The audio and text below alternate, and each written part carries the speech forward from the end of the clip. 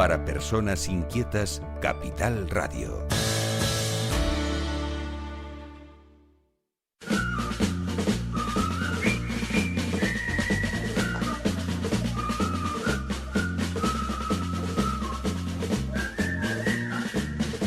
Yo, cuando empieza la musiquita esta, que yo creo que todo el mundo sabe cuál es la musiquita, ya se me pone el cuerpo de gallina. Vale. Cualquiera se atreve a decir otra cosa que no sea gallina. Pues, lo demás está todo prohibido. Don Carlos, ¿se encuentra usted por ahí? Sí, buenas tardes. Estoy aquí. Buenas tardes. Bueno, tenemos un montón de cosas simpáticas hoy que hablar, ¿no? Sobre todo, yo estuve leyendo anoche una historia interesante, no sé quién fue el que la hizo, sobre las pirámides de Egipto, abajo en el subterráneo, encontraron microplástico, ¿no? Y entonces, pues, creo, no sé si tú lo leíste también, ¿no? Lo hizo alguien de la Universidad de La Laguna, pero no sé quién fue, que había encontrado microplástico, que casi no me sale, en el fondo de la pirámide.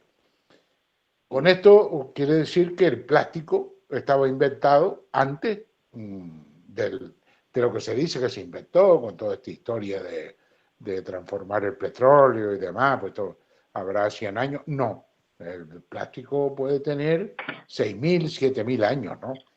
Si hacemos caso de esa parte de noticia que doy, es totalmente creíble que en La Palma entonces hubiera romanos que trajeron plástico.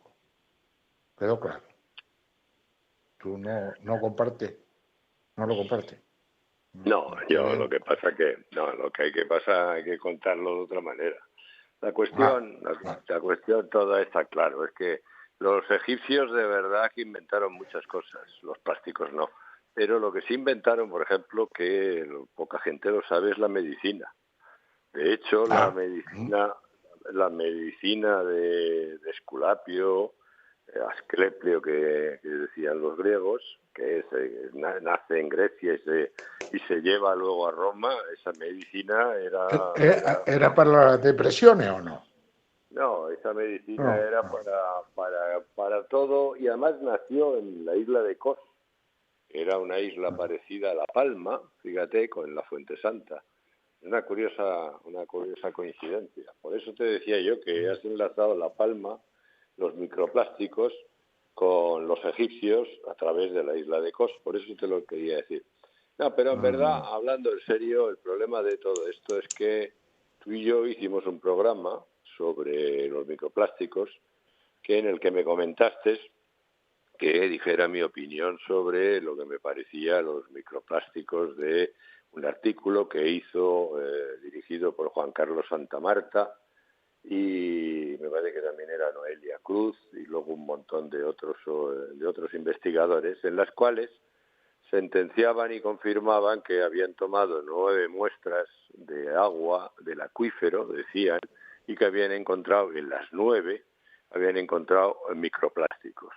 Eso entonces provocaba cosas inauditas. Por ejemplo, como Juan Carlos Santamarta decía que en su tesis doctoral, que el agua puede tardar en llegar y recorrer el acuífero centenares de años e incluso miles. En ese caso, pues claro, dijimos eso de que entonces es que esto podría ser de los sumerios, que tú dijiste que como los sumerios no son tan conocidos, que habría que pasarlo a los romanos o quizás a los egipcios. Bien, pero bromas aparte, lo que sí está claro es que ese artículo que hace Santamarta dice cosas que no pueden corresponderse con la realidad. Lo que pasa que yo estoy desde hace ya tiempo solicitando y pidiendo, ayer mismo fue por última vez, un debate con la Universidad de La Laguna, porque las muestras que se han tomado del agua subterránea no están tomadas bajo tierra, están tomadas algunas de ellas en dos depuradoras, otras en un estanque de agua en Barlovento. Y otras hay puestas pues en la Galería de la Fuente Santa, que yo la conozco y sé que todos los sitios donde se puede tomar una muestra de agua tienen restos de materiales plásticos, como son las resinas para aguantar las piedras que mantienen las paredes, o en pozos en los que las bombas están metidas en unas pocetas, que esas pocetas las bombas se alimentan con cables eléctricos que tienen fundas y cubiertas de plástico. Y los cables eléctricos además encima se calientan. Entonces, claro, no es ahí donde hay que tomar las muestras. Entonces, lo que yo pienso es que las muestras no son válidas para determinar si hay microplásticos en los acuíferos del Hierro y de La Palma. Además, hay una cosa clara, que es lo que también dio lugar a todo esto, es que el hecho de que, por ejemplo, en una de las muestras digan que han encontrado 23 microplásticos en 1 litro de muestra, uno se queda asombrado, porque dice, si 23 microplásticos hay en 1 litro, en un acuífero, en el acuífero tiene que estar repleto, porque 1 metro cúbico tendría entonces 23.000 microplásticos. O sea, claro, eso tenía que haberles dado la idea a ellos de que ese muestreo estaba mal hecho. Y eso es lo que yo llevo batallando para que la Universidad de La Laguna me dé la oportunidad de demostrarles que todas las 9 muestras están mal tomadas, o si quieres de otra manera, no son representativas de muestras de agua subterránea.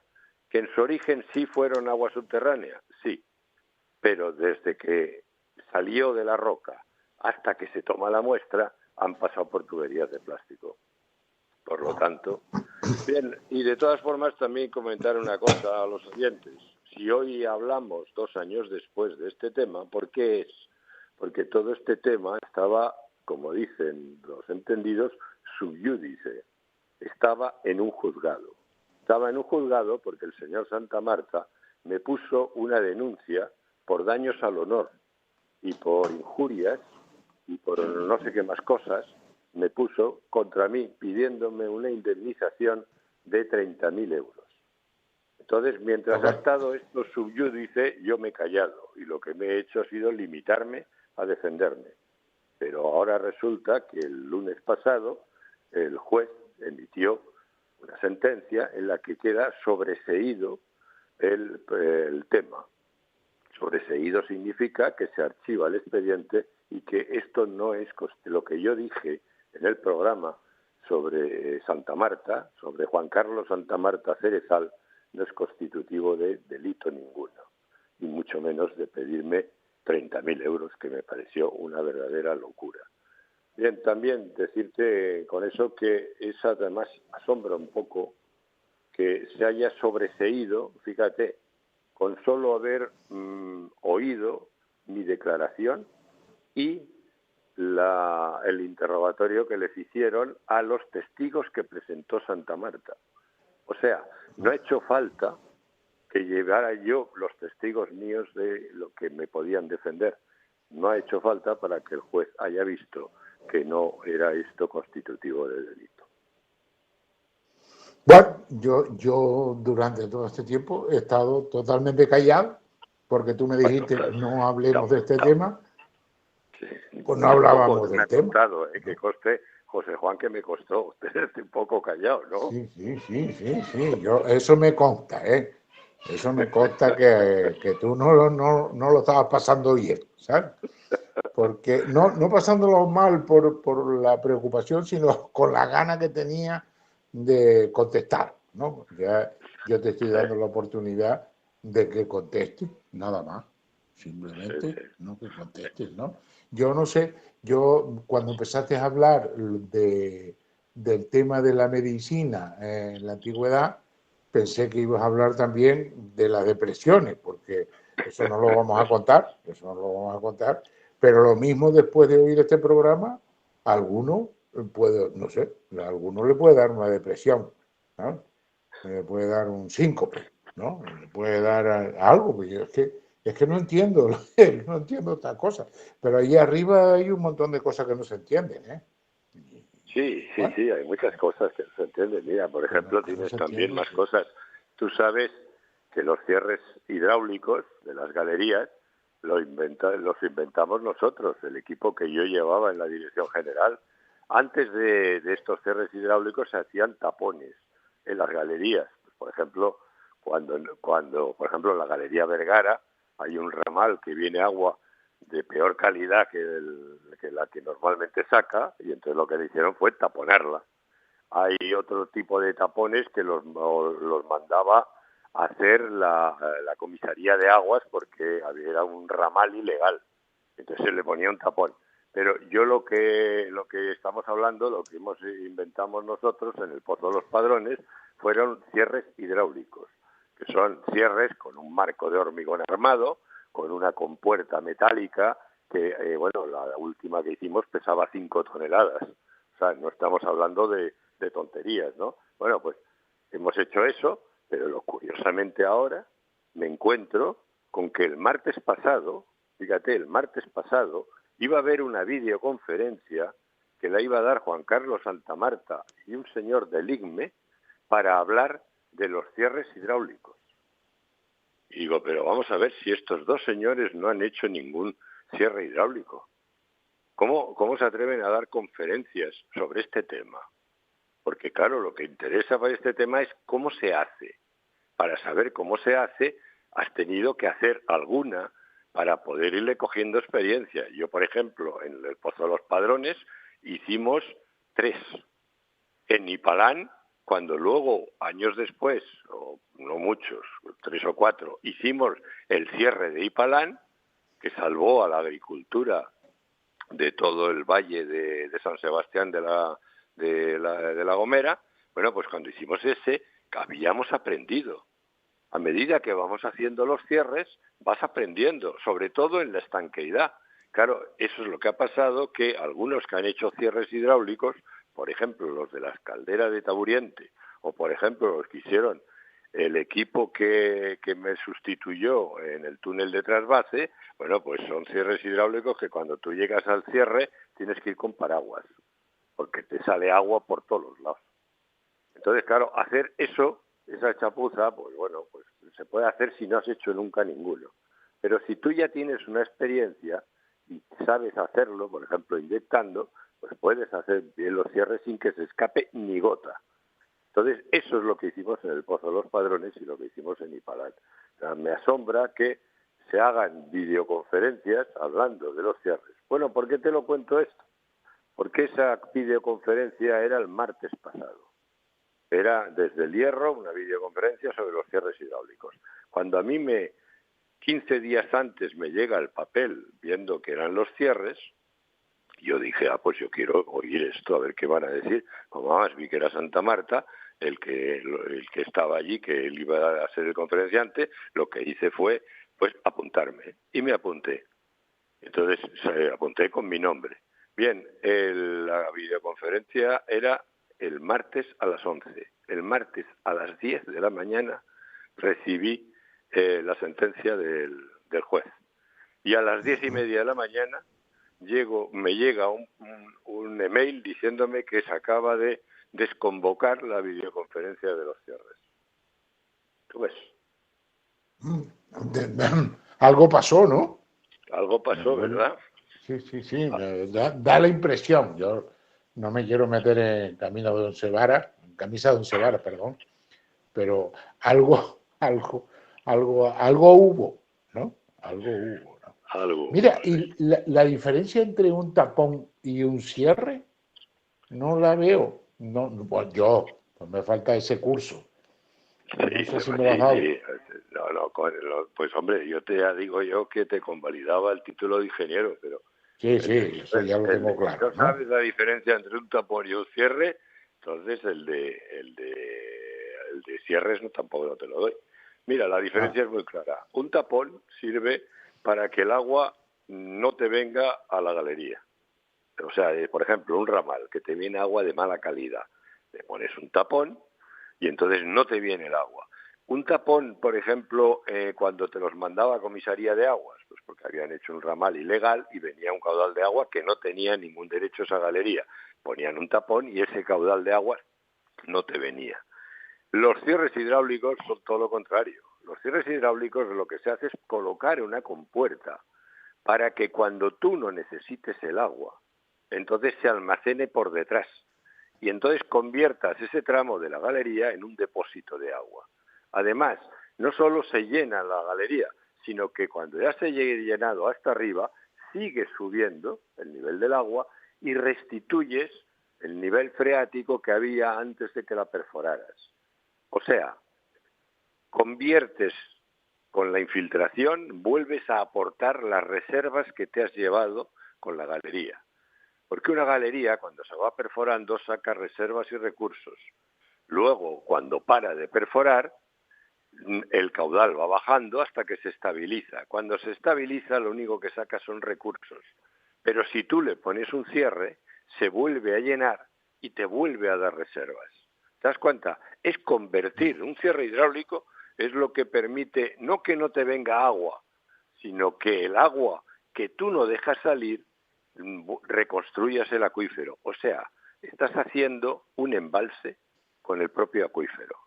Eso es un cierre hidráulico. Pero además tienes que tener la posibilidad de poder entrar dentro. ¿Por qué? Porque igual tienes que seguir perforando, porque necesitas más agua. Entonces tú tienes que hacer una compuerta que te permita entrar, abrirla, o sea, vaciarla con las tuberías que tienes que pasan por el cierre, vacías el interior y luego abres la compuerta y entras dentro y sigues perforando, que es lo que hicimos, por ejemplo, en Ipalán, en la galería de Ipalán de La Gomera. ¿Ves la diferencia entre tapón y cierre? Sí, sí, sí, ahora sí. Sobre todo lo he entendido con el tema de vaciarla y seguir perforando, porque el tapón, claro, el tapón lo que hace es cerrar la galería y acumular el agua detrás. Si vienes y sacas el tapón, pues sigue saliendo agua también, ¿no? Sí, pero el tapón está hecho para que no pueda sacar ese agua, bien porque es de mala calidad o bien porque es ilegal. Pero en cambio el cierre, la ventaja que tiene es que tú puedes coger una galería y dejarla cerrada completamente. Y entonces solo sacas agua de esa galería cuando la necesites y con el caudal que necesites. Esa es, tú fíjate, eso es eliminar todo el plan de balsas de Tenerife. Porque el plan de balsas de Tenerife se empezó nutriendo con el agua que las galerías en invierno tiraban a los barrancos. ¿Por qué? Porque no la usaban porque llovía. Esos eran los excedentes de las galerías. Entonces, con toda ese agua, lo que pensaron es meterla dentro de las balsas y almacenarlas allí. Bien, no hacía falta. Con que hubieran pensado que haciendo los cierres lo podías hacer mucho más barato, más efectivo y con una ventaja clarísima. Si tú cierras en tu galería, el agua que se almacena en tu galería es de la galería. En cambio, si tú almacenas el agua que ibas a tirar, se la das a las balsas, el cabildo se queda un porcentaje, que no sé si es un 40 o un 60%, o sea, bastante. No, ¿Ves la eso no diferencia? lo sabía. Ya. Bueno, Claro. bueno Y te iba a decir que un cierre es muchísimo más barato que una balsa. Vamos, con el dinero de una balsa puedes hacer miles de cierres. Fíjate la diferencia. hombre, claro, porque el cierre me imagino que será en un túnel, pues a lo mejor de 1 metro o 2 de ancho y 2 metros de alto, ¿no? Claro, y además la clave también está en dónde lo haces, porque lo tienes que hacer en un sitio que repercuta en ti el ahorro de agua. ¿Te das cuenta? Porque si no lo sabes hacer, le vas a dar el agua a los demás. Aunque eso, si todos lo hicieran, no estaría nada mal, tampoco. Pero vamos, si lo van a hacer unos pocos, entonces hay que saberlo dónde, en qué estructura geológica tienes que hacerlo.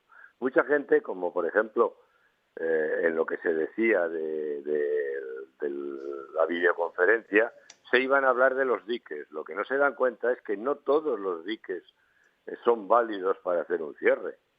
Hay algunos que sí y otros que no. Eso hay que saberlo.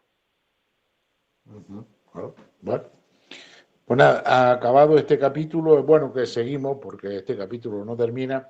Tengo una nota por aquí que me tienes que introducir en ella, porque hay un tal Javier Peña, que es gerente del Consejo Insular de Agua, y ha dicho algo que a ti te ha impactado, ¿no? Digo, pues Sí, a sí, ver bueno, qué es. ha dicho unas cosas. Hay que poner en antecedentes, Javier Peña es un ingeniero industrial que estuvo trabajando creo que fue en el ITER o en el ITC, no es que de ahí me lío con ellos, y que estuvo dedicado a desalación y reutilización. Bueno, lo primero que hay que puntualizar, a este hombre le ponen de gerente del Consejo Insular de Aguas de La Palma, cuando el 95% del agua de La Palma es agua subterránea. ¿Te das cuenta? Y el 5% restante es agua superficial. O sea que dices, pero ¿y qué hace este hombre ahí? Bien, pero claro, ¿qué es lo que ha pasado? Pues que ha cometido unas cosas, dice unos errores tremendos. Por ejemplo, te dice que le preguntan en la entrevista que si las copiosas lluvias que han caído en La Palma, que vamos, les van a salir branquias en La Palma de la cantidad de agua que está cayendo, ¿no? Que si les han hecho a los del Cabildo cambiar de hoja de ruta. Y contesta él, no, porque haya llovido no podemos cambiar nuestra visión. O sea, vamos a ver, fíjate lo que se deduce de esta frase. O sea, cuando dejó de llover, cambiaron la visión, porque como no llovía, habría que poner desaladoras. Ahora resulta que llueve, y eso no les hace cambiar. Luego, entonces, llueva o no llueva, lo que ellos quieren es poner desaladoras. ¿Te das cuenta? Sí, sí, no, de eso sí me di cuenta, fue lo único que entendí, porque yo me pegué la entrevista con el aviso tuyo y no entendí Sí, nada. O sea, debe ser que yo estoy fuera del argot del amigo, ¿no?